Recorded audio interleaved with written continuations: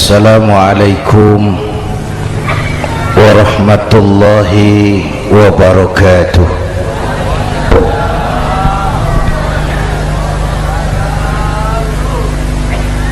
Alhamdulillahi wa kafa, wassalatu wassalamu ala Sayyidina Muhammadin al-Mustafa wa ala alihi wa ashabihi ahli sidki wal wafa, amma ba'd. Para ulama, para habaib, para masyayikh yang saya muliakan, yang terhormat Bapak Kapolres dan Bapak Dandim, Sahibul Bait, segenap keluarga besar Pondok Pesantren Raudhatul Muta'allimin Al-Aziziyah,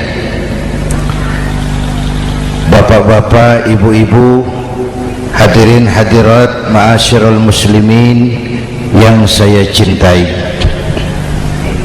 Saya bersyukur dapat menghadiri haflah Maulidin Nabiil Karim, dan saya bangga dan terharu dengan keberadaan Pondok Pesantren Raudhatul Muta'allimin Al-Aziziyah ini.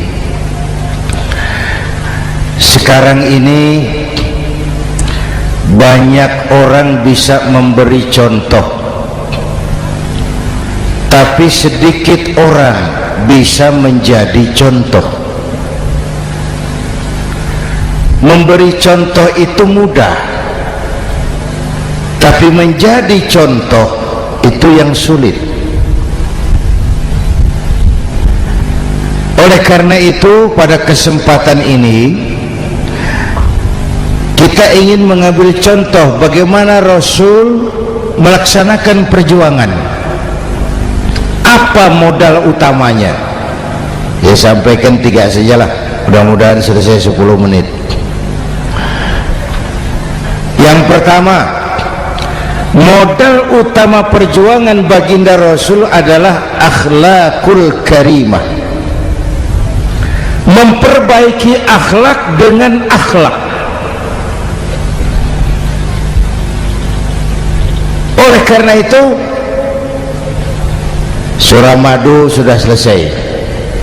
Dari dan ke Madura jadi lebih mudah. Bahkan Madura akan jadi daerah industri. Tetapi yang kita ingin, Madura tetaplah Madura. Akhlak tidak boleh berubah. Zaman boleh berubah, akhlak tidak. Masa boleh berganti, tapi keyakinan tidak boleh mati.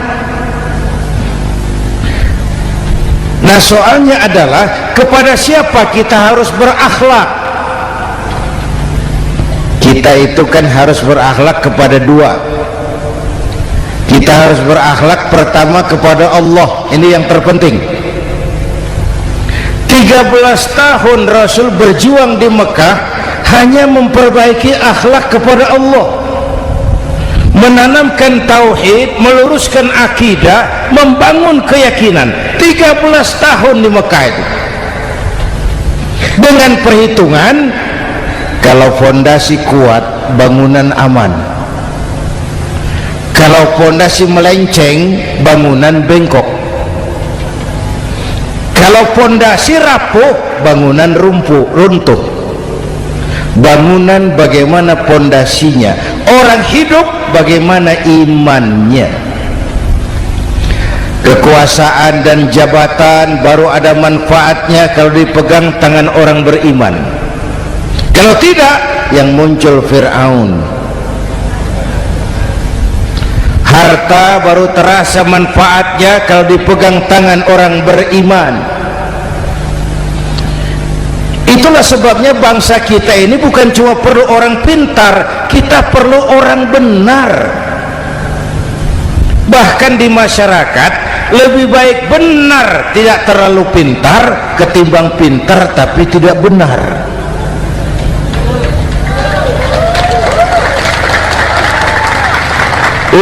Kalau sudah pintar tidak benar, rusak rakyat itu Pak. Disuruh ngurus beras malah nimbun beras, ya.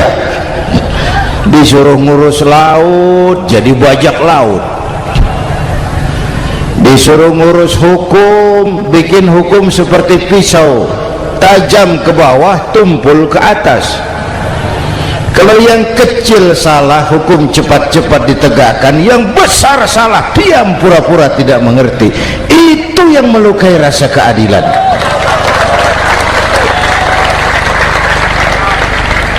Mulai dari akhlak kepada Allah.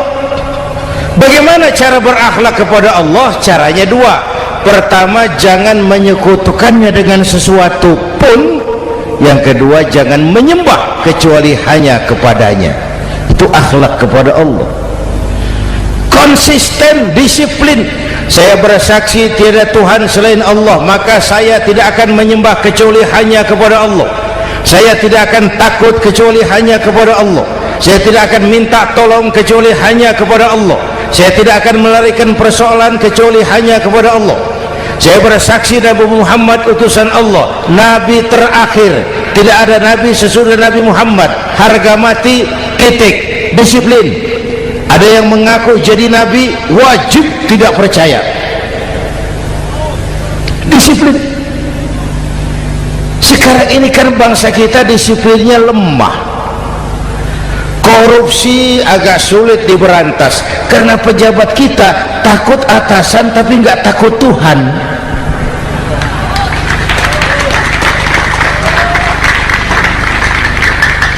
Itu sama dengan anak muda naik sepeda motor ngebut, lampu merah jalan terus, di stop sama polisi. Break. Iya Pak. Mir, siap. SIM ada Pak. SNK ada Pak. Tahu kau lampunya merah? Tahu Pak. Kenapa lewat terus? Saya nggak tahu, ada bapak. Itu disiplin kita. Tenang bener jawabnya, kayak orang nggak salah.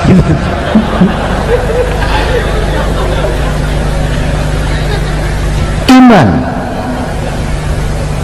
Apalagi belakangan ini saya sering bilang gini Pak, ini humor tapi agak tasawuf. Orang yang paling tenang hidupnya itu tukang parkir. Coba lihat tukang parkir, walaupun mobil banyak, mereknya bagus-bagus, tidak pernah sombong. Ini tenang. Nanti mobil pergi satu demi satu, habis sama sekali, dia tidak sedih. Tenang. Mobil banyak tidak sombong, mobil habis tidak sedih. Apa rahasianya? Ternyata, nih tasawufnya di sini. Tukang parkir tidak merasa memiliki, tapi merasa dititipi. Itu. Siapa saja yang merasa memiliki, bersiaplah kehilangan, dan itu menyakitkan. Tapi kalau merasa dititipi, jabatan, harta, anak, istri, semua titipan, hiduplah seperti tukang parkir. Pertama, titipan tidak boleh bikin kita sombong. Dititipi kok sombong, tidak pantas. Ya, Pak Zainuddin titip mobil ya, silakan. Yang punya mobil pergi, saya petatang peteteng. Tidak pantas dititipi kok sombong. Ada orang dititipi jabatan oleh Allah sombong. Dititipi sombong. Ada enggak pejabat sombong? Ada, namanya Fir'aun. Itu pejabat-pejabat sombong anak buah Fir'aun semua. Dititipi harta oleh Allah, jadi orang kaya sombong, sama tetangga tidak mau kenal orang lain, kecil semua, jalan tidak injak tanah. kuntilanak. Yang kedua penting, titipan harus dijaga baik-baik. Kalau tidak, yang nitip marah, yang nitip marah. Pak, titip sepeda motor, silakan. Waktu diambil sepeda motor, kaca spion pecah, knalpot hilang, bemper hancur, marah enggak yang nitip? Marah. Saya kan titip, kenapa enggak dijaga baik-baik? Dititipi harta oleh Allah jadi orang kaya supaya bangun pesantren, bela yatim, santuni yang lemah, pelitnya 17 setan. Yang nitip marah. Dititipi jabatan oleh Allah isinya korupsi saja, yang nitip marah. Nah, saya mau kasih lihat sekarang, Allah titip Indonesia. Allah titip Indonesia. Hai rakyat, ini Indonesia, aku titip, kata Allah. Sebentar, ada meja mau naik. Silakan Mas. Iklan. Ya, terima kasih. Jangan disangka kalau disediakan air teh pidatonya jadi lama. Dekorasi ini kok. Sampai mana tadi? Hai rakyat, ini Indonesia, aku titip, kata Allah. Ini negara besar dan kaya. Titipan ini ditebus dengan keringat, air mata, darah, dan nyawa. Ini bedanya. Malaysia memang merdeka tapi diberi Inggris. Singapura merdeka diberi Inggris. Indonesia merdeka, keringat, air mata, darah, dan nyawa. Ini negara aku titip, kata Allah. Ini negara besar dan kaya. Buminya subur. Di atas perut buminya segala tanaman hidup. Di bawah perut buminya ada gas, minyak, batu bara. Lautnya kaya, hutannya kaya. Kekayaan negeri ini harus digunakan bagi sebesar-besar kemakmuran rakyat. Itu amanat konstitusi. Disalahgunakan, dikorupsi, yang nitip marah. Yang nitip marah. Kalau dia marah, dia suruh makhluknya yang lain negur. Siapa? Merapi, Bromo, anak Krakatau. Itu Merapi demo, Pak. Kalau kita rakyat demo, anak buahnya Pak Danres turun. Tapi kalau Merapi demo, siapa yang mau ngatasi? Mbah Marijan. Selesai. Sekarang Mbah Marijan sudah kumpul sama Mbah Surip di alam barzah. Dia sudah ketemu dia. Kata Mbah Surip, tenang Mbah Marijan, tak gendong, aman sudah. Aman sudah. Saya mau bilang Merapi itu makhluk, Krakatau itu makhluk, Bromo itu makhluk. Tidak mungkin makhluk bergerak dengan sendirinya, pastilah ada yang menggerakkan. Maka baik-baiklah sama yang bikin angin supaya bertiupnya sesuai keperluan. Baik-baik dengan yang bikin air supaya datangnya sesuai kebutuhan. Baik-baik sama yang bikin gunung supaya meletusnya pelan-pelan.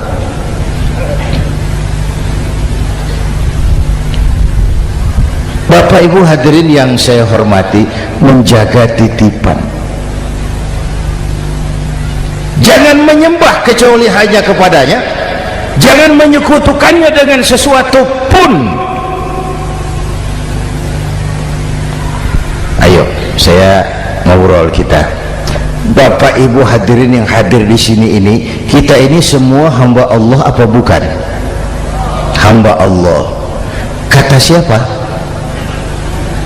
Kata kita. Kalau kata kita namanya ngaku. Ngaku itu boleh dan murah. Apa diakui? Kita belum tahu. Ya, kan baru kata kita itu. Dan tidak otomatis kalau kita bilang saya ini hambamu ya Allah, lalu Allah jawab iya ya. Tidak, wong itu kan kata kita. Saya hamba Allah, kata saya. Berapa banyak orang perbuatannya, ucapannya berkata saya hamba Allah, perbuatannya menyatakan dia hamba setan, hamba nafsu, hamba dunia, budak jabatan. Tidak sesuai ucapan dengan perbuatan. Jadi hamba Allah itu nggak mudah, digojlok, diuji. Coba lihat, yang jelas diakui sebagai hamba itu baru satu yang kita peringati ini, baginda Nabi. Allah mengakui kapan? Waktu menceritakan Isra dan Mi'raj. Apa yang dipakai kalimat? Subhanallazi asra bi'abdih.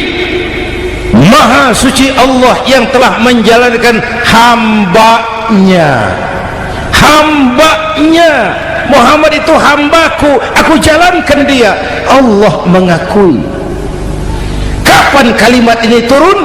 Setelah Nabi digojlok, ditempa, digembleng, diuji, difitnah, dicaci maki, dilontari kotoran unta, sahabat-sahabatnya dibantai.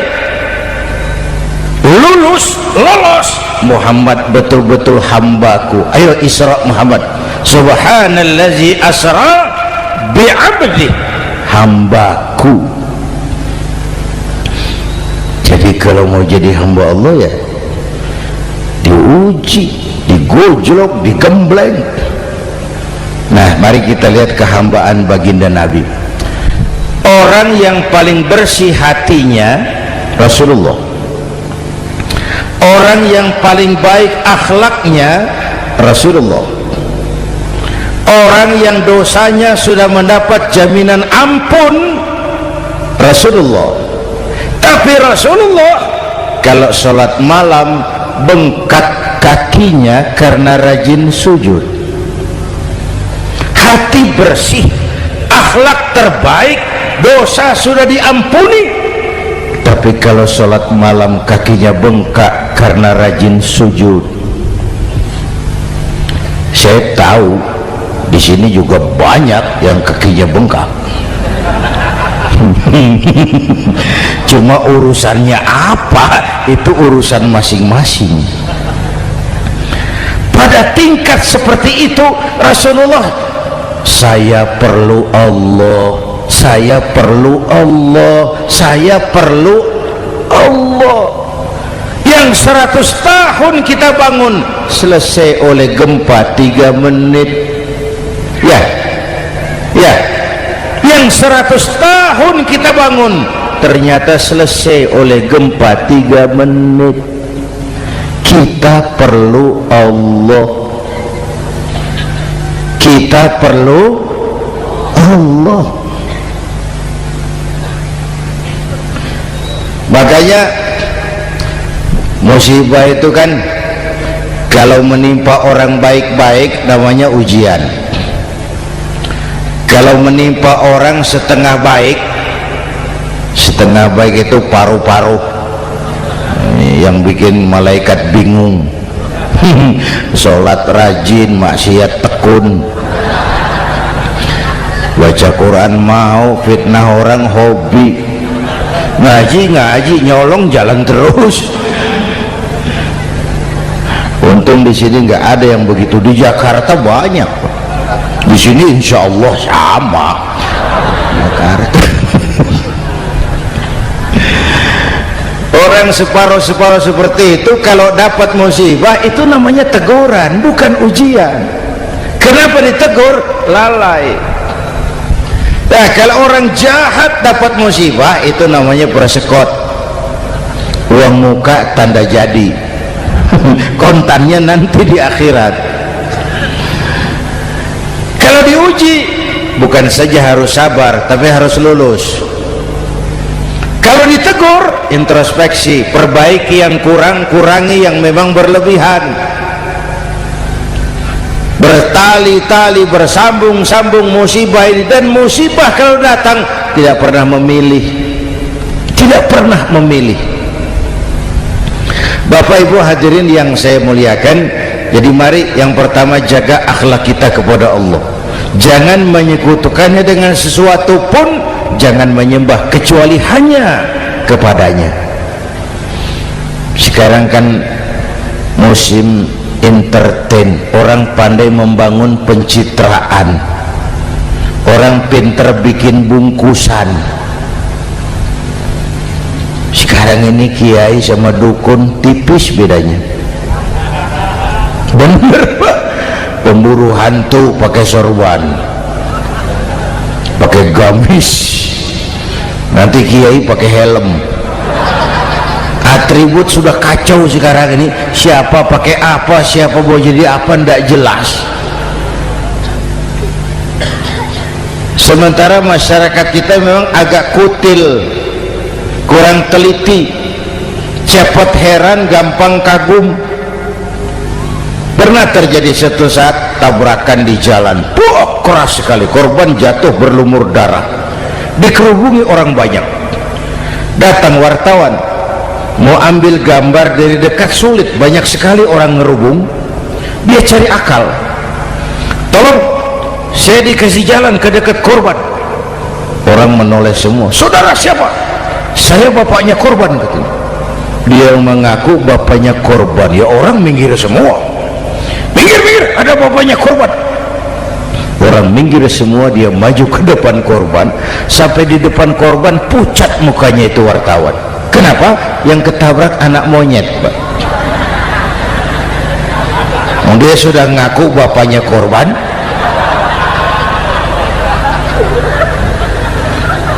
Ini cerita pendek tapi pesannya dalam. Kalau belum kenal benar jangan cepat-cepat ngakui. Ya, rakyat harus cerdas sekarang ini. Emas pasti kuning, benar itu? Apa semua yang kuning pasti emas? udah cerdas lah itu, udah cerdas lah itu. Hati-hati, ini jangan pencitraan. Orang pandai bikin bungkusan. Oleh karena itu kita juga harus punya filter supaya tidak hanyut oleh kedangkalan-kedangkalan pencitraan itu. Satu itu akhlak kepada Allah. Yang kedua, kepada siapa kita berakhlak? Kepada sesama manusia. Kepada sesama manusia itu siapa? Pertama, sesama muslim. Malam ini saya hadir di sini, saya tidak merasa tamu, saya hanya keluarga di tengah keluarganya. Bahwa saya lahir di Jakarta itu sih kebetulan, saya nggak pesan. Yang kita tidak pesan jangan diributkan, oh kita nggak pesan. Warna kulit seperti ini kita nggak pesan, dari suku apa lahir kita nggak pesan, potongan seperti ini kita nggak pesan. Islam membebaskan manusia dari ras diskriminasi. Pada waktu yang bersamaan Islam mengangkat harkat, derajat, martabat kaum wanita. Ini kasihan dari tadi nggak diajak ngomong nih. Pada waktu yang bersamaan Islam mengangkat harkat, derajat, martabat kaum wanita. Ibu-ibu mestinya lebih terima kasih sama Rasulullah. Sebelum Rasulullah datang, nasib perempuan menyedihkan, dilecehkan, harganya murah. Sebelum Rasulullah datang, murah. Sebelum Rasulullah datang, murah. Coba lihat wanita sebelum Islam, sedih, dilahirkan hanya untuk melahirkan, alat pemuas nafsu. Kalaupun berperan, peranannya cuma segitiga, dapur sumur kasur, kasur sumur dapur, putar berputar di situ saja, tidak usah di Arab, dunia, di Jawa. Raja-raja Jawa sebelum kenal Islam seenaknya ngumpuli perempuan kan, selirnya yang 30, 50. Sultan-sultan di Turki piara harem ratusan orang perempuan. Kaisar terakhir dinasti Ming Cina bangun istana 1000 kamar, istrinya 1000. Innalillahi wa inna. Itu saya coba pikir, raja kalau istrinya 1000, kapan pakai kolor itu raja?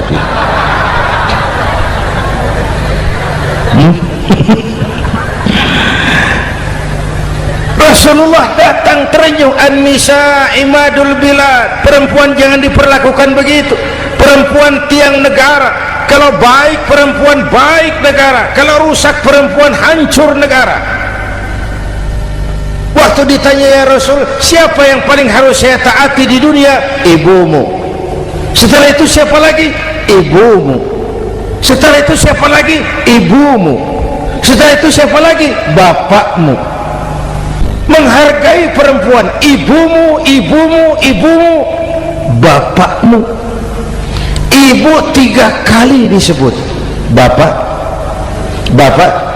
1 kali, ibu 3 kali, bapak 1 kali, ibu 3, bapak 1 bapak. Gimana sih ngitungnya jadi kerok begini? Salah ngitungnya, salah.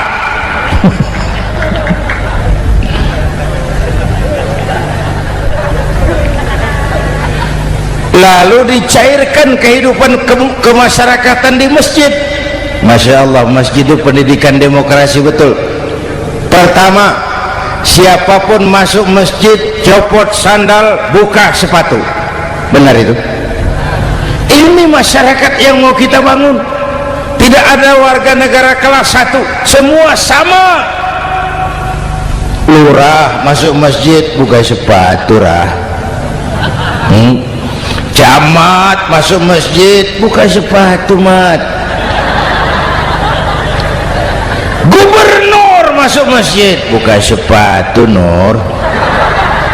Nikmatnya masyarakat masjid, nikmatnya masyarakat masjid. Coba binatang saja harganya tidak sama toh. Sapi yang mahal yang gemuk, betul, karena harga sapi pada dagingnya. Makin gemuk sapi makin mahal harganya. Tapi ada burung perkutut lebih mahal dari sapi, padahal dagingnya sedikit, betul. Kenapa harganya lebih mahal dari sapi? Harga perkutut suaranya. Di mana harga manusia yang paling gemuk? Silahkan bersaing dengan sapi. maaf. Inna akramakum indallah atqakum. Masyarakat masjid sudah coba sandal buka sepatu, sudah masuk ke dalam sholat berjamaah. Kalau sudah ke dalam sholat berjamaah, tidak pernah kita usil dari mana orang datang, yang penting kemana dia menghadap. Itu masyarakat masjid. Dari mana kamu? Dari kidul, Pak, madhab ngulon. Kamu dari mana? Dari lor, Pak, madhab ngulon. Kamu dari mana? Dari kulon, madhab ngulon juga. Ini kan konsep bineka tunggal ika. Dari manapun orang datang, apapun warna kulitnya, dari suku apapun ia dilahirkan, kalau akidahnya sama, itu saudara kita. Lalu sholat berjamaah. Apa itu? Hidup bermasyarakat, berbangsa dan bernegara. Harus ada imam, harus ada makmum. Kenapa? Ini saya harus agak hati-hati ya, pakai sarung angin ini. Apa tadi ngomong apa saya? Sholat berjamaah, bermasyarakat, berbangsa dan bernegara. Ada imam, ada makmum. Siapa makmum? Kita ini rakyat. Siapa imam? Para pemimpin negara. Apa bedanya? Imam harus dipilih, makmum nggak usah. Coba baca kitab fikih yang setebal apapun, nggak ada bab pemilihan makmum. Nggak usah makmum, nggak usah dipilih. Orang buta boleh jadi makmum, orang bisu boleh jadi makmum, tukang mabuk boleh jadi makmum, tapi tidak tiap orang boleh jadi imam. Imam harus dipilih.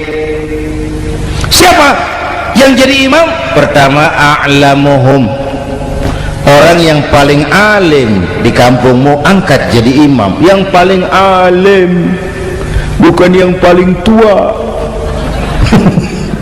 Yang paling alim, tahu urusan, punya konsep, punya visi dan misi, mengerti negara ini mesti dibawa kemana, jalan keluarnya apa, angkat jadi imam.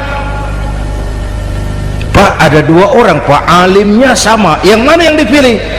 Kalau ada dua orang alimnya sama, kata Nabi, afsahuhum, yang lebih fasih lidahnya. Apa artinya fasih? Nyambung sama rakyat, tahu apa yang dimaui rakyat, nyambung. Tidak sah orang fasih bermakmum kepada imam cedal.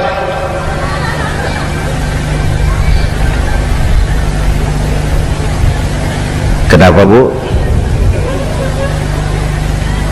Nyambung. Capek kalau punya imam gak nyambung sama makmum. Makanya kalau sudah jadi imam, pesan Nabi apa? Idza amma ahadukumun nasa falyukhaffif. Kalau kamu jadi imam, ringankan sholat kamu, jangan terlalu panjang. Itu makmum tidak sama kekuatannya. Ada yang tua rentak, diri saja sudah gemetar. Ada makmum yang punya darah tinggi, kalau sujud lama kepalanya sakit.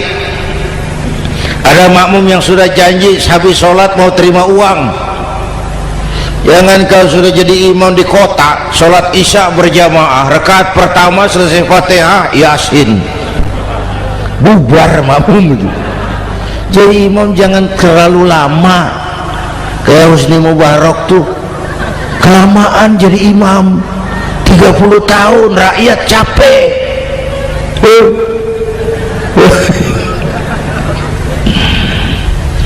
Bapak Ibu hadirin yang saya hormati, nah masyarakat Islam ini loyal, taat, setia. Kapan? Kalau imamnya benar. Imam takbir, makmum takbir, imam ruku', makmum ruku', imam i'tidal, makmum i'tidal, imam sujud, makmum sujud. Tapi masyarakat Islam tidak buta. Imam keliru, makmum wajib menegur. Ya, bagaimana negurnya? Mestinya ruku', imam sujud. Wah, keliru ini. Subhanallah, kan gitu. Itu aturan main. Tidak boleh imam keliru, makmum emosi, main pegang, mam, hoi salah, hoi, kacau sholat.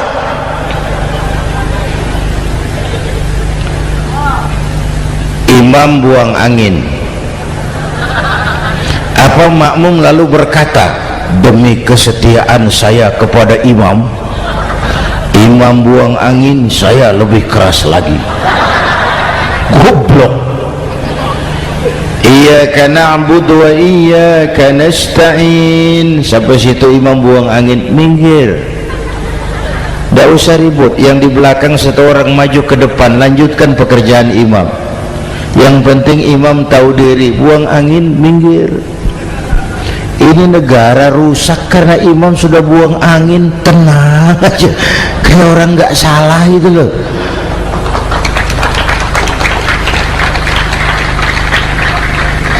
Selesai sholat dikasih tahu, imam tadi buang angin ya sedikit. Apa kalau nggak sedikit lalu nggak rusak sholat itu? Nah, dalam berjaga akhlak kepada sesama, ayo kita jaga kesatuan, persatuan, kerukunan, kekompakan. Ini pesantren Radhatul Muta'allimin Al-Aziziyah, ini aset kita. keberadaannya, pengembangannya, kelangsungannya, bukan segera tanggung jawab pengurusnya, tanggung jawab kita sesuai dengan bidang dan kemampuan masing-masing. Yang punya jabatan bantu dengan wewenangnya, yang punya harta bantu dengan uangnya, yang punya tenaga bantu dengan tenaganya, yang bisa doa bantu dengan doanya, yang tidak bisa apa-apa bantu dengan diam. Diam saja lumayan loh itu membantu. Bapak Ibu hadirin yang saya hormati, saya ingat almarhum Panglima Besar Sudirman pernah bilang, kamu itu kalau mau menang harus kuat, kalau mau kuat harus bersatu, kalau mau bersatu hidupkan semangat silaturahmi. Mau menang harus kuat, mau kuat harus bersatu, mau bersatu hidupkan silaturahmi. Bapak Ibu hadirin, rukun antar umat seagama. Beda pendapat boleh, marah jangan. Kalau di Jakarta kan sekarang lagi musim apa itu wahabi yang bid'ah, sedikit bid'ah itu. Saya sih bilang yang suka tahlil bagus, terusin. Yang nggak suka tahlil nggak apa-apa, tapi jangan mencaci maki yang suka tahlil. Orang yang mabuk masih banyak kok yang tahlil dicaci maki. Kita ini seperti orang kurang kerjaan. Waktu guru saya Hadratul Mukarram Kiai Haji Dr. Idham Khalid wafat, saya ajak orang baca Fatihah. Selesai, saya lagi duduk di belakang, seorang pengusaha nemui saya, Kiai, kenapa? Saya coba ingin kepastian. Apa? Orang yang sudah mati dibacakan Fatihah itu apa pahalanya sampai? Saya bilang gini, Mas, kamu kalau nggak percaya mati aja dulu, saya bacain Fatihah, tunggu di sono, kalau nggak nyampe balik lagi nggak apa-apa.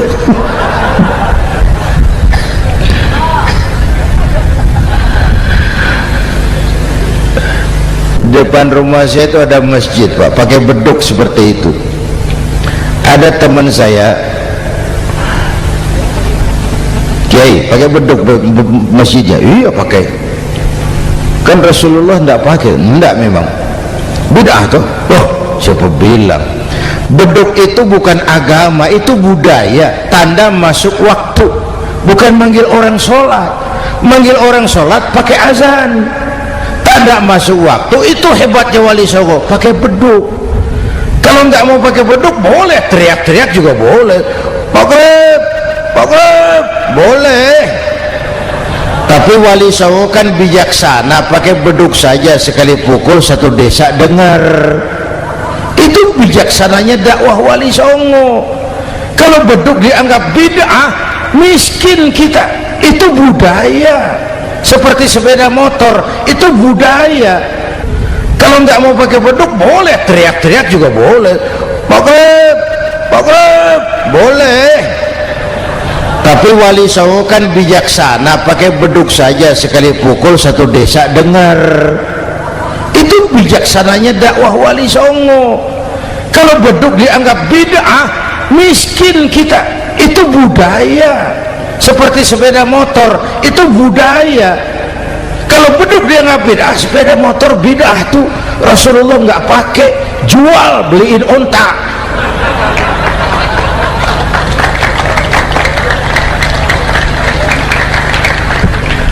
Ayo cari persamaan, jangan memperbesar perbedaan. Hormati pendapat orang kalau pendapat kita juga ingin dihormati. Kasus Ahmadiyah meledak lagi di Cikesik, Banten. Lalu pendekar-pendekar HAM menganggap itu tirani, mengganggu kebebasan beragama. Dia lupa bahwa Ahmadiyah masalahnya bukan kebebasan beragama, tapi penodaan terhadap agama. Kalau kebebasan beragama sih umat Islam welcome. Orang mau Hindu, mau Buddha, mau Kristen bebas memilih agamanya masing-masing. Tapi ini kan Ahmadiyah lain, ngakunya Islam tapi ada nabi lagi sesudah Nabi Muhammad, namanya Mirza Ghulam Ahmad, asal dari India. Saudara hadirin yang saya hormati, ini yang prinsip penodaan terhadap agama. Kalau nggak ngaku Islam nggak masalah. Supaya mau aman caranya cuma dua, Ahmadiyah jadi agama sendiri, karena Malaysia sudah melarang, Brunei sudah, Rabito Alam Islami menyatakan aliran sesat, Saudi Arabia melarang pengikut Ahmadiyah pergi bikin haji, dia dianggap non muslim. Cuma memang pemerintah kita nggak tegas. Kalau dari dulu dinyatakan dilarang, nggak akan ada lagi kasus-kasus seperti itu.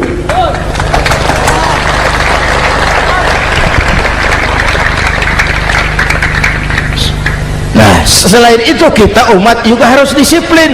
Coba sudah berapa banyak nabi bermunculan di Indonesia, dan Indonesia ini saya heran, Indonesia ini pasar bagus, Pak. Kalau ada nabi, ada aja pengikutnya, saya heran tuh. Indonesia ini pasar bagus. Ada Ahmad Musaddiq Al-Qiyadah, jadi nabi. Konsultan bulu tangkis jadi nabi. Dapat wahyunya di Bogor, ditangkap polisi 4 tahun. Muncul lagi di Bandung, namanya Sayuti, tukang cukur, ngaku dapat wahyu jadi nabi, ditangkap polisi lagi 2 tahun. Di Malang Ustadz Roy, ya sebenarnya petinju, dia masuk Islam, mu'alaf, belajar Islam tidak pakai guru, utak atik ayat Quran. Sholat kita harus mengerti artinya, maka sholat boleh pakai bahasa masing-masing. Ramai masjid, 2 tahun penjara. Di Jakarta muncul lagi Lia Edan, ngaku Jibril, ditangkap juga oleh polisi. Kita salut sama polisi kita lah, bukan cuma teroris, Jibril ditangkap. Kapolres. Saya bilang sama teman-teman polisi, untung dia ngaku Jibril, Pak. Coba kalau dia ngaku Israel, lebih gawat itu.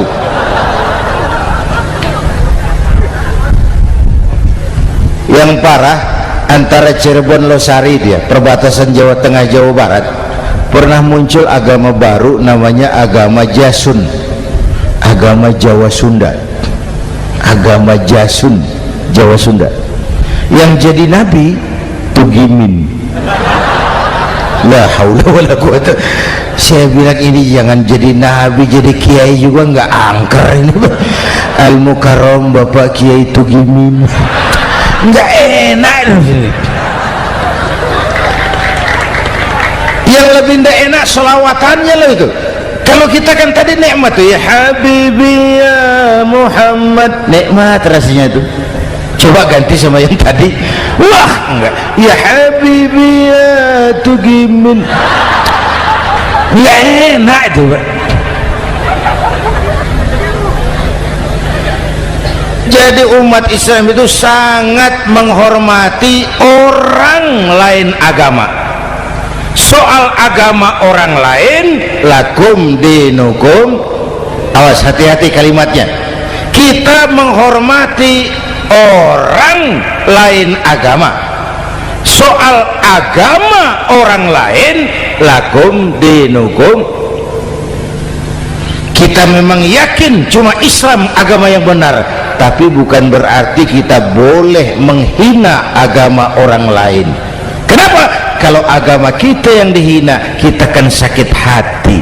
Orang lain sama dong. Itu sebabnya Allah berpesan, jangan kau caci maki Tuhan mereka, karena mereka akan balas mencaci maki Tuhanmu. Dan itu artinya mencaci maki aku, kata Allah. Jelas ini? Jelas? Justru karena umat Islam mayoritas di Indonesia, maka kerukunan antar umat beragama terjaga dengan baik. Oh, kalau umat Islam mau main kasar, mau main kayu, mau main keras, Umat Islam ini 85%, yang lain pasti selesai, saya jamin selesai. Tapi kan tidak, kita sadar betul ini negara Pancasila, kita sadar betul bahwa kita harus menghargai orang lain agama, menjaga kerukunan, rukun antar umat beragama. Yang ketiga, rukun antar umat beragama dengan pemerintah.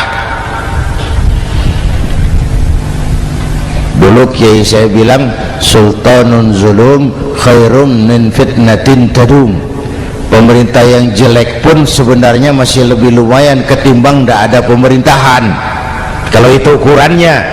Coba umpama nanti Pak SBY sudah terlalu pusing, lalu pengumuman jam 000, seluruh rakyat Republik Indonesia saya umumkan mulai malam ini tepat jam 000 pemerintah bubar. Ayo bayangkan seperti apa kita tanpa pemerintah. Hukum rimba, yang kuat menekan yang lemah, yang kaya merampok yang miskin.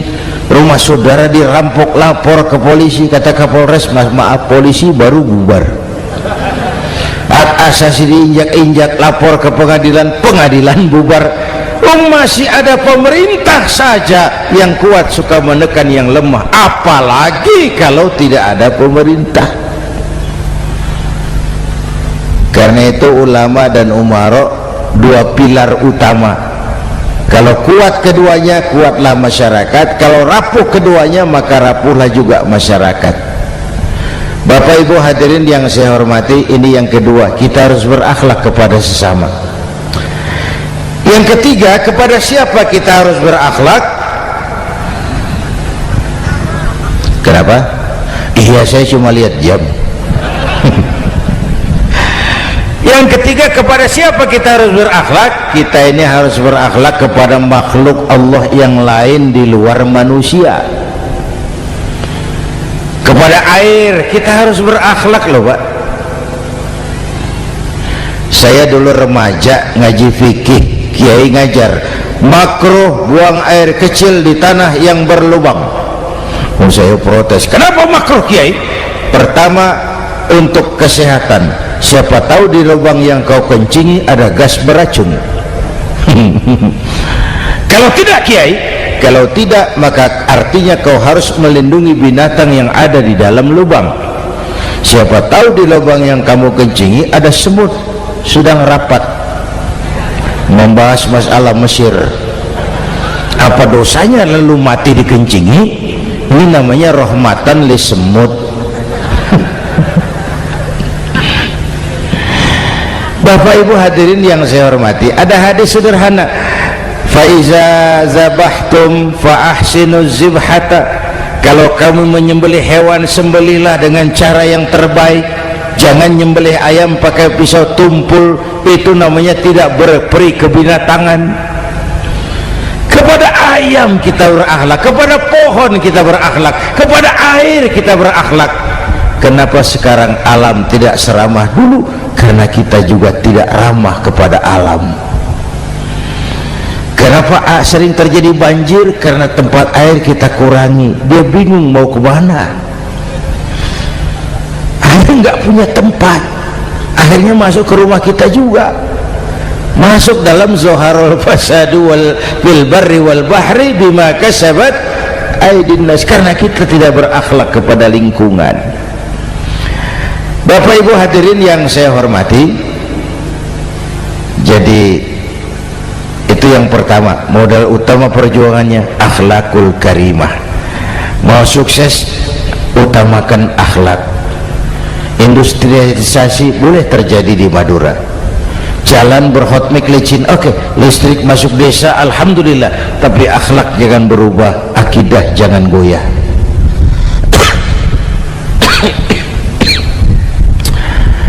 Teknologi tidak bahaya, yang bahaya orang yang menggunakannya.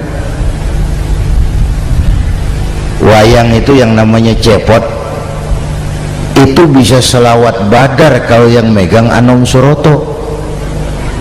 Cepot bisa selawat badar kalau yang megang Anom Suroto. wayang bagaimana dalangnya, teknologi bagaimana orang yang menggunakannya. Satu.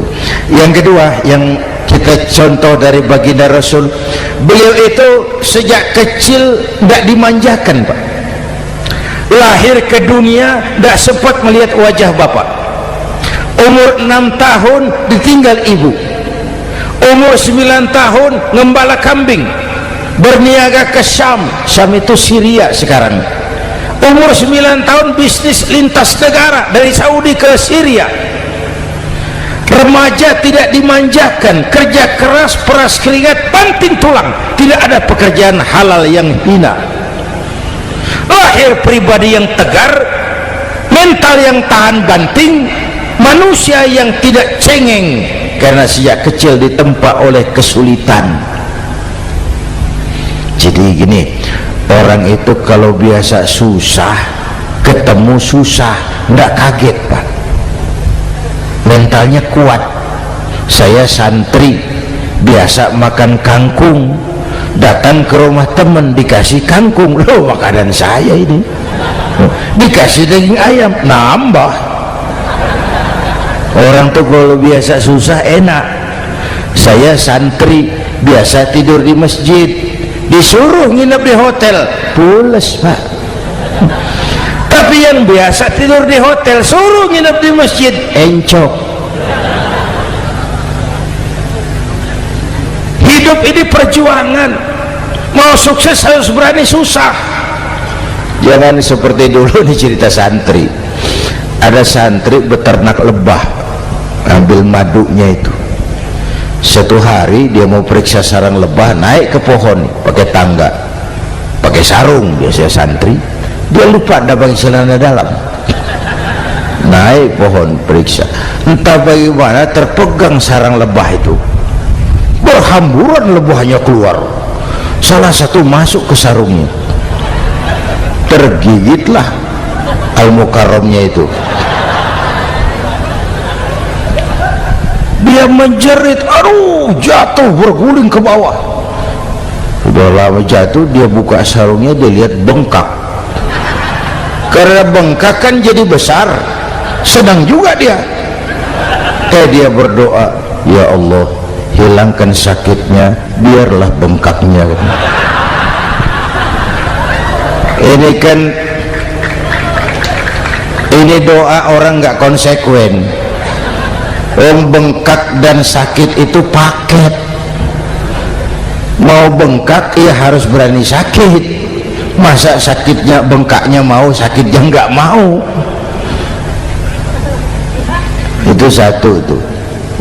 Yang kedua, kita ini sering kalau punya cita-cita sering seperti rapat tikus. Satu hari sekelompok tikus rapat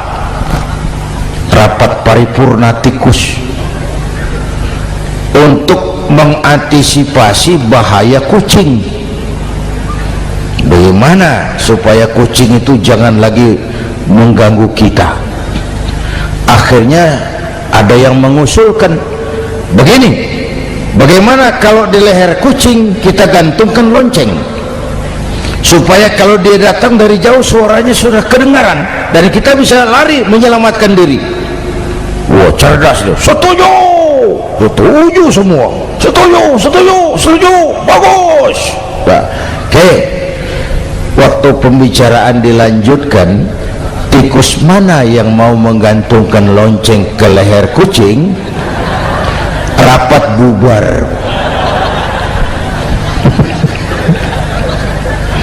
Setuju, akur. Iya, iya. Waktu kerja selesai. Bapak Ibu hadirin yang saya hormati, terutama anak-anak saya, para santri, remaja, pemuda. Hidup ini persaingan. Bapakmu tamat SD, nak kau sarjana. Bapakmu cuma jadi RT, nak kau camat. Bapakmu tukang tambal ban, kau harus punya pabrik ban. Anak saya pertama dulu, saya titip mondok di Tebu Ireng. Tahun pertama pulang saya kontrol, sini kau, apa hasilmu setahun di pesantren? dia sodorkan saya sebuah piagam penghargaan juara lomba pidato di pondoknya. Saya heran, ini anak di rumah jarang ngomong, kok bisa jadi juara pidato? Saya tanya, kamu bisa pidato, apa yang dipidatoin? Dia bilang, kan kaset ayah dihafalin gitu. Ya saya ketawa juga, waktu itu dia masih anak-anak. Baiklah, tapi apa cita-citamu? Saya kepengen seperti ayah. Wah, kau ini salah. Kalau aku ayahmu di matamu menurutmu hebat, mestinya kau 10, 100, 1000 kali lebih hebat dari orang-orang yang kau anggap hebat, karena tantanganmu akan lebih berat dari tantangan yang aku hadapi sekarang. Kalau kau sama dengan aku, kau ditinggalkan zaman karena kau tidak mampu menjawab tantangan zamanmu. Bapak Ibu hadirin yang saya hormati, persaingan tajam, tantangan makin berat. Oleh karena itu diperlukan semangat yang dicontohkan Nabi. Kerja keras, peras keringat, banting tulang. Tidak ada pekerjaan halal yang hina. Sejak kecil ditempa oleh kesulitan. Asal jangan seperti saya tadi ngobrol sama teman-teman, sekarang ini di negara kita banyak politisi miskin negarawan. Pejabat-pejabat kadang-kadang kalau melihat rakyat tuh komentarnya nggak berpihak kepada rakyat. Saya ingat waktu Mentawai dihantam gempa, Nias hancur, infrastruktur hancur, rumah rakyat luluh lantak. Ketua DPR Pak Marzuki Ali bilang, bagaimana itu rakyat? Ya itu resikonya punya rumah di pinggir laut. Waduh, ini bukan komentar pemimpin, rakyat lagi susah kok dibilang kayak gitu. Saya prihatin dengan ucapan kayak gitu. Waktu cabai 100.000, di sini berapa sekarang? Sama ya. Waktu cabai mahal, ada pejabat bilang, rakyat suruh nanam cabai aja di halaman rumahnya. Ini kan nggak solutif dan nggak cerdas. Cabai naik, rakyat suruh nanam cabai. Nanti beras naik, rakyat suruh nanam padi. Yang saya khawatir kalau telur mahal, apa rakyat suruh bertelur gitu? Ini kan nggak cerdas dan nggak solutif. Bapak Ibu hadirin yang saya hormati, apalagi tadi sudah saya bilang di awal, kita ini bangsa yang ditempa oleh kesulitan. Mau merdeka saja dengan keringat, air mata, darah dan nyawa. Kita tidak boleh cengeng menghadapi kesulitan ini. Tegar, tahan uji, tahan banting, dan seterusnya. Itu hal yang kedua. Yang ketiga, terakhir, Rasulullah itu sosok yang ibadahnya luar biasa. Tadi sudah saya jelaskan sebagian. Ibadahnya luar biasa. Ayo kita bantu keamanan negeri kita ini dengan apa? Istighfar. Wa ma kana Allahu mu'adzibahum wa hum yastaghfirun. Allah tidak akan turunkan bencana selagi di tengah mereka masih banyak orang-orang yang istighfar. Rasulullah yang dosanya sudah diampuni sehari 100 kali istighfar. Ayo kita ngobrol ini. Pak, saya ini, Zainuddin ini, kalau mengharap masuk surga dengan amal yang saya kerjakan sendiri, rasa-rasanya tipis harapan. Bener. Sholat saya berapa banyak saya tahu, sedekah saya berapa duit saya tahu, dosa saya berapa banyak saya tahu. Lalu saya baca sejarah, Nabi Adam dosanya 1, makan buah khuldi, dikeluarkan dari surga. Nabi Adam dosanya 1, dikeluarin. Kita dosanya banyak, kepengen masuk. Ini nggak nyambung ini. Nabi Adam dosanya 1, dikeluarin dari surga. Kita dosanya banyak, kepengen masuk. Nggak nyambung. Apa yang bikin saya besar hati? Apa yang bikin saya optimis? Ada dua, Pak. Pertama yang disebut rahmat Allah, yang kedua disebut syafaat Rasulullah. Dua itu, Pak. Oh, kalau kita ini insya Allah nanti sampai ke surga, amin, amin.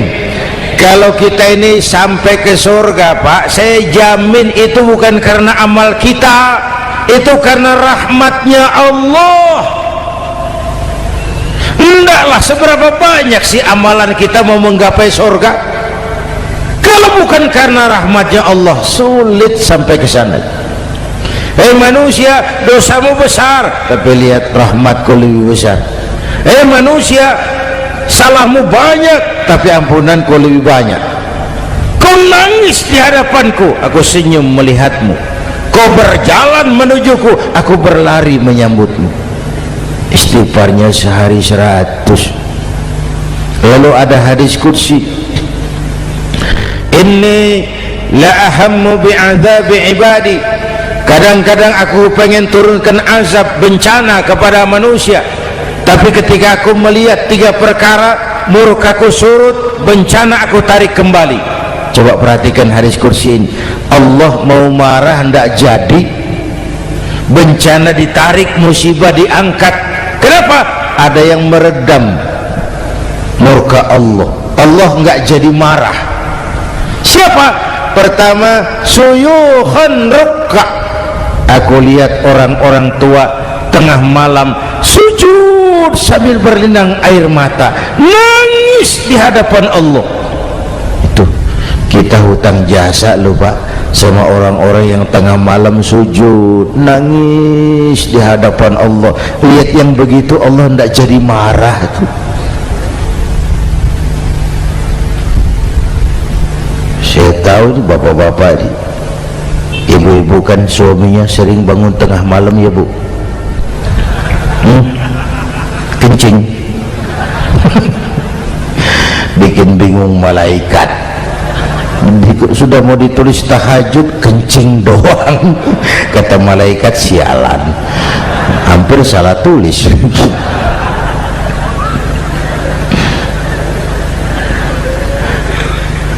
Aku lihat orang tua tengah malam sujud sambil berlinang air mata. Lalu aku lihat bayi-bayi tanpa dosa masih menyusu, sibyanan rudda. Bayi-bayi tanpa dosa masih menyusu, suci bersih, belum ternoda. Wa bahaiman rudda. Dan aku lihat binatang ternak melata mencari makan, kambing mudah cari rumput, alam terjaga keasriannya. Bagaimana bencana nggak mau nambah, kita mengamalkan hadisnya juga terbalik. Yang diminta itu orang tua tengah malam sujud, bayi tanpa dosa nyusu. Sekarang bayi tanpa dosa dibuang ke tempat sampah gara-gara orang tua tengah malam nyusu. Terbalik amalannya. Yang diminta itu orang tua tengah malam sujud, bayi tanpa dosa nyusu. Ini bayi tanpa dosa dibuang ke tempat sampah gara-gara orang tua tengah malam.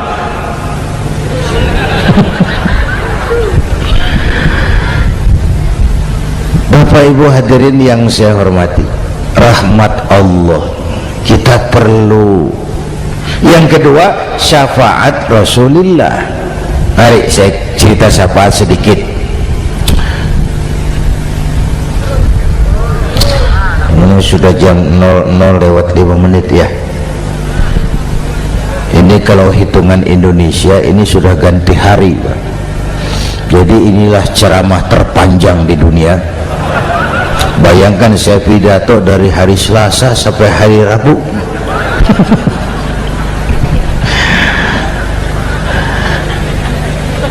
Syafaat agak saya singkat ceritanya. Nanti itu, Pak, setelah alam ini hancur sehancur-hancurnya, bumi gempa, gunung meletus, air laut tumpah ke darat, halilintar menyambar, planet-planet bertabrakan, semua yang hidup mati bareng tanpa persiapan, termasuk malaikat mati.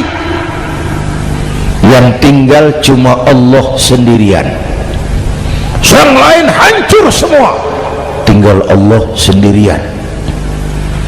Allah patroli berseru-seru, limanil mulkul yaum, ahai siapa penguasa hari ini? Mana Fir'aun yang ngaku Tuhan, nongol kalau memang Tuhan. Mana Abrahat, mana Namrus, mana itu Benito Mussolini, mana itu Adolf Hitler, mana itu Hosni Mubarak? Penguasa-penguasa yang ngaku berkuasa, nol kalau memang penguasa. Gak ada yang jawab, Pak, semua sudah rebah. Allah lalu berkata, la ilaha illa ana. Ternyata tidak ada Tuhan lain selain aku. Allah sombong waktu itu. Kalau Allah sombong itu pantas. Hadis kursi mengajarkan al-kibriya'u libasi, sombong itu pakaianku, kata Allah. Cuma aku yang pantas pakai, kamu manusia nggak pantas pakai pakaianku. Kebesaran pakaian Allah mau dipakai, sombong itu pakaian Allah, cuma Allah yang pantas pakai. Nanti itu yang pertama dihidupkan bukan kita, malaikat dihidupkan lebih dulu. Tiupan pertama, malaikat hidup semua, diatur panitia akhirat. Yang nyambut tamu siapa, yang pimpin marawis siapa, Malik siap, sediakan neraka, aku mau bakar itu bajingan tengik yang waktu di dunia nggak mau sujud, jauh dari ulama, tinggal di masyarakat jadi biang kerok, sama yatim kejam. Sediakan neraka. Baik, Ridwan, iya, sediakan surga. Aku mau balas hamba-hambaku yang waktu di dunia rajin sujud, dekat dan cinta kepada ulama, santun kepada yatim, suka menolong orang yang memerlukan pertolongan. Baik, Jibril, Mikail, iya, ke surga. Untuk apa ya Rob? Ambil kendaraan bernama Buraq, turun ke alam, cari di mana kubur kekasihku Muhammad, bangunkan dari kuburnya, bawa ke surga. Turun Jibril dan Mikail, cari kubur Nabi. Wong alam sudah hancur-hancuran, jangan cari kuburan, cari bangkalan aja nggak ketemu. Bingung dua-dua. Jibril sebelah mana kubur Nabi? Nggak tahu Mikail. Lalu dua-duanya sujud mohon pertolongan Allah. Dengan izin Allah terbuka kubur Nabi. Allahumma sholli alaihi wa ala alihi. Bangun dari tidur seperti orang bangun dari kubur seperti orang bangun tidur, Nabi mengusap mata, menoleh ke kanan Jibril, menoleh ke kiri Mikail, lalu tanya, ayu yaumin hadza ya Jibril, ini hari apa Jibril, ini hari apa?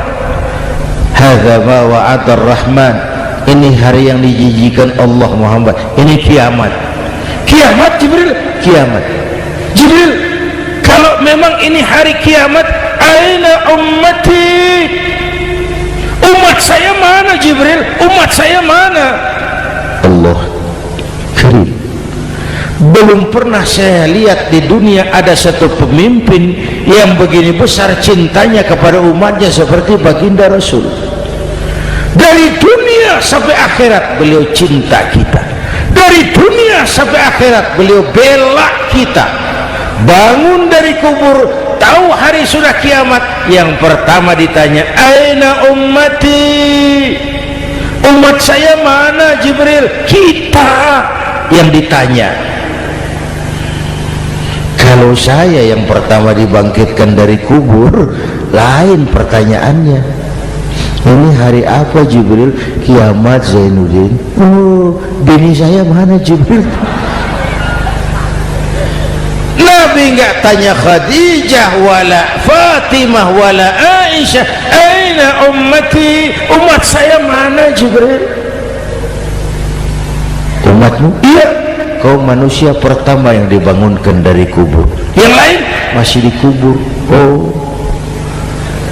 lalu kita ke surga Muhammad, perintah Allah, perintah Allah. Sampai di surga seperti orang tidak betah Nabi itu, resah, gelisah, mondar mandir, mukanya murung. Yang punya surga kan negur, Muhammad, labbaik ya Rabb. Tidak enak di surga ya? Enak. Kok kamu seperti orang nggak kerasan gitu, resah, gelisah? Kenapa? Saya teringat umat saya ya Allah. Umat saya bagaimana nasibnya? Iya, saya sudah enak di DPR. Salah.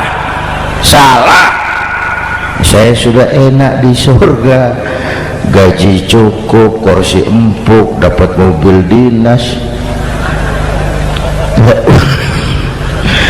Umat saya yang waktu kampanye kepanasan itu gimana nasibnya?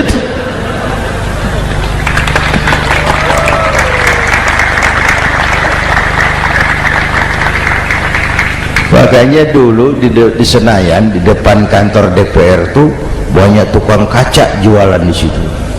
Saya bilang ini tukang kaca pintar dagangnya di situ. Pas, maksudnya supaya yang mau berkantor di situ ngaca dulu. Ya, wakil lurah pasti tidak lebih tinggi dari lurahnya. Wakil camat tidak lebih tinggi dari camatnya. Ini kenapa wakil rakyat kok selalu lebih tinggi dari rakyatnya?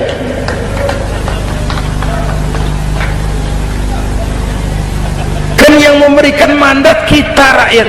Kemerdekaan bertujuan mengantarkan rakyat ke gerbang kesejahteraan, lalu rakyat mempercayai tugas itu kepada pemerintah dan wakilnya di DPR. Saya percayakan kamu mengantarkan rakyat ke gerbang kesejahteraan. Itu amanat Undang-Undang Dasar. Biasanya yang diantarkan sampainya lebih dulu, biasanya yang diantar sampai lebih dulu, yang mengantar nyusul, namanya ngantar belakangan. Ini lebih cepat wakil rakyatnya makmur daripada rakyatnya. Yang mau ngantar makmurnya lebih dulu dari yang mau diantar.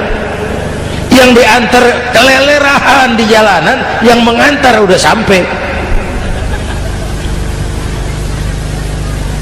Jadi bagaimana Muhammad? Saya minta izin mau keluar, tengok saya punya umat. Oke, saya potong ceritanya. Saat manusia dibangkitkan dari kuburnya masing-masing, Masya Allah, Masya Allah, saya nggak sanggup bayangkan jumlah manusia yang hidup di muka bumi sekarang kan 6 miliar. Cina berdua India 2,5 miliar. Cina 1,5 miliar, India 1 miliar rakyatnya. Berdua sudah 2,5 miliar. Itu kalau kencing bareng banjir besar. Bayangkan manusia dari awal sampai akhir berapa puluh miliar kumpul di padang mahsyar. Subhanallah, sibuk, panik, bingung mau disidang di hadapan Allah. Sebagian kumpul di pojokan berunding, kita mau disidangi. Terus ayolah kita cari bantuan. Kemana? Adnan Buyung. Begini, kita ini kan anak cucu Nabi Adam, pantas dong kita minta tolong sama beliau. Ya, setuju. Berangkat cari Nabi Adam. Ya Adam, anta abal bashar. Adam, tuan datuknya manusia, kami cucu kamu, anak turunan kamu mau disidang, tolong kami Adam, tolong. Kata Nabi Adam, ora iso mas, rombongan Jawa aku naik mumet lagi sama Nabi Nuh saja. Nuh bilang tidak bisa, saya juga punya masalah, pernah minta obat ditenggelamkan. Ibrahim barangkali, semua Nabi hand up, angkat tangan. Dikala itu yauma la yanfa'u malun wala banun, di mana harta tidak ada lagi artinya, anak-anak tak jadi beban, tiap orang sibuk dengan urusannya sendiri-sendiri. Saat itu ada satu pemimpin, Allahumma salli alaihi wa ala alihi, diizinkan Allah. Dikala semua nabi yang lain angkat tangan hand up, beliau malah ummati ana laha, ta'ala ummati, ta'ala ummati, umatku sini, umatku sini. Beliau memanggil-manggil umatnya. Yang bagaimana yang dipanggil? Ada hadis, inna ummati ya'tuna yaumal qiyamah ghurran muhajjalin min atharil wudu. Umatku besok di akhirat datang menghadap Allah dengan muka bersinar-sinar karena sering wudu. Sering wudu kan sering sujud, masa cuma wudu tapi enggak sujud? Itu nanti enggak usah mengaku Rasul yang panggil, sini umatku, tapi kalau muka enggak pernah wudu, enggak pernah sujud, merangkak di depan Nabi, saya umatmu ya Rasul. Kata Nabi, umat saya enggak ada yang kumel gini. Dikala itu beliau berkenan memberikan syafaat. Syafaat itu saudara-saudara, saya pakai sarung, sobek sedikit, syafaat itu nambeli itu loh. Salat saya kurang sedikit, sedekah saya campur riak sedikit, puasa saya tidak ikhlas sedikit, ditutup dengan syafaat. Saya mau dagang, perlu modal 20 juta, saya punya uang 15 juta, yang 5 juta syafaat. Jadi harus ada modal. Kalau sholat tidak pernah, sedekah tidak pernah, lalu syafaatnya dari mana? Yang dapat tambelan itu yang punya sarung bolong, punya sarung sobek, ditambal dengan syafaat. Lah kalau tidak ada sarung, apa yang mau ditambal? Ya. Nah, mudah-mudahan kita semua mendapat rahmat Allah dan mendapat syafaatnya Rasulullah Sallallahu Alaihi Wasallam. Bapak Ibu hadirin, sudah 7:30 lewat 4 jam. Saya pun kangen, tapi hari sudah larut. Insya Allah lain kesempatan kita jumpa lagi. Terima kasih kepada Al-Mukarramun, para ulama, para habaib, pengasuh pesantren Raudhatul Muta'allimin Al-Aziziyah, dan semua yang hadir. Mudah-mudahan yang saya sampaikan ada manfaatnya. Usikum wa iyaya bitaqwallah. Aqulu qawli hadza fa astaghfirullahal azim li wa lakum. Wassalamu alaikum warahmatullahi wabarakatuh.